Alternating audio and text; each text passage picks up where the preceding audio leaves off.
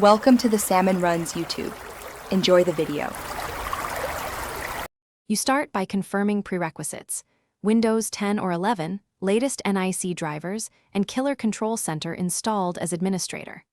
Launch the app right away and grant network permissions. This enables real-time telemetry.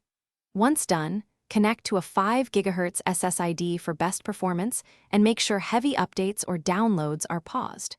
You'll see network and app lists immediately. Use them to identify current traffic. This gets you to the first actionable dashboard, where prioritization and now configure priorities so important programs win the bandwidth battle. Select app prioritization and assign your game and voice clients to high or ultra. This tells the NIC to favor their packets. Next, enable co-S features that reduce ping and set explicit bandwidth limits for background apps. That prevents file syncs from stealing throughput.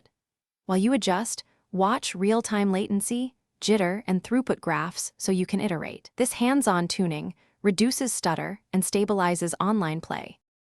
Finish by saving a profile for each connection so you can switch settings instantly for wired versus wireless use.